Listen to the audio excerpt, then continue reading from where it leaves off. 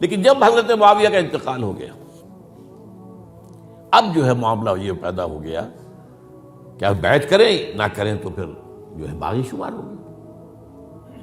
عبد الرحمن ابن ابو بکر رضی اللہ تعالی عنہما وہ فوت ہو چکے تھے، اب 4 رہ گئے تھے، عبداللہ ابن عمر، عبداللہ ابن عباس، یہ دونوں تھے جو عمر میں بڑے تھے، عبداللہ ابن زبیر اور حسین ابن علی رضی اللہ تعالی عنہ۔ ان چاروں نے کہا کہ کام غلط ہوا ہے یہ، لیکن اس کے بعد ایک تفریق ہو گئی۔ یہ جو دونوں بزرگ تر تھے، حضرت عبداللہ ابن عمر، عبداللہ ابن عباس، ان دونوں نے کہا کام تو غلط ہے لیکن ایسا نہیں ہے جس کی بنا پر خونریزی کرائی جائے، مسلمانوں کا خون بہے، بغاوت کی جائے، ایسا نہیں۔ مطلب یہ کہ اس کے اندر مصلحت کا تقاضا یہ ہے کہ اس وقت جو ہے اس کو تسلیم کر لیا جائے۔ لیکن یہ جو دو نوجوان تھے، ان کے اندر، نوجوان نہیں کہ وہ جوان تھے ماشاءاللہ، لیکن یہ کہ جوش زیادہ تھا، یہ اڑ گئے کہ نہیں، ہم اس غلطی کو اب نہیں چلنے دیں گے۔ حضرت عبداللہ ابن زبیر اور حسین ابن علی رضی اللہ تعالیٰ عنہ۔ اب دیکھیے اصل فیصلہ کن بات کیا ہوئی، ان دونوں حضرات میں ایک اختلاف ہو گیا۔ حضرت عبداللہ ابن زبیر کا کہنا یہ تھا کہ یہیں مقیم رہیے مکے میں، اور یہیں سے جو ریزسٹنس موومنٹ ہے وہ شروع کی جائے بنو امیہ کی حکومت کے خلاف۔ ادھر سے کوفیوں کے خطوط چلے آ رہے تھے حضرت حسین رضی اللہ تعالیٰ عنہ، آپ آئیے، ہم آپ سے بیعت کریں گے۔ حضرت حسین نے اپنے بھائی، چچا داد بھائی مسلم بن عقیل کو بھیجا، ان کے ہاتھ پر 10-12 ہزار کوفیوں نے بیعت کر دی حضرت حسین کے لیے،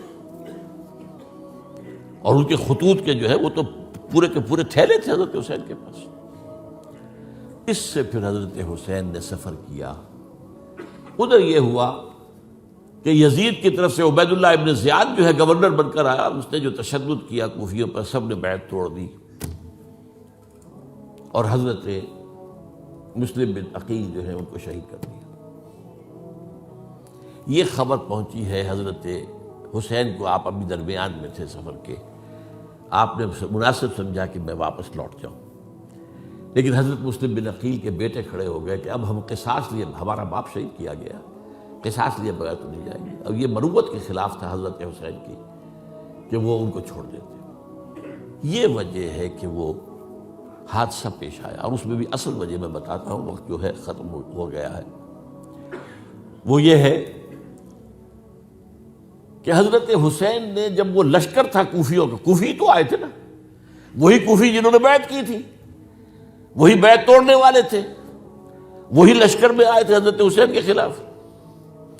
حضرت حسین نے وہاں عین میدان جنگ میں اعلان کیا، دیکھو فلاں ابن فلاں، یہ تمہارا خط ہے کہ نہیں، تم نے مجھے بلایا، دیکھو فلاں ابن فلاں، تم نے مجھے دعوت دی تھی کہ نہیں، یہ دیکھو میرے پاس تمہارے خطوط جو ہیں تھیلے بھرے ہوئے موجود ہیں۔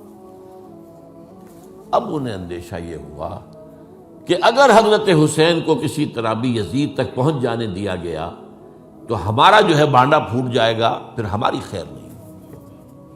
ورنہ حضرت حسین نے کہا تھا، دیکھو یا مجھے واپس جانے دو، یا مجھے سرحدوں کی طرف جانے دو، میں کفار کے ساتھ جہاد کرتے ہوئے اپنی زندگی صرف کر دوں گا، یا مجھے یزید کے پاس جانے دو، میں اس کے ساتھ اپنا معاملہ کر لوں گا۔ انہوں نے کہا کہ اگر یزید تک ان کی رسائی ہو گئی تو پھر ہماری خیر نہیں۔ تو انہوں نے نہ صرف یہ کہ شہید کیا، وہی کوفی، وہی بنو تمیم کے لوگ، وہی اکھڑ، انہوں نے نہ صرف یہ کہ شہید کیا بلکہ پھر خیموں کو آگ لگائی۔ کیوں لگائی؟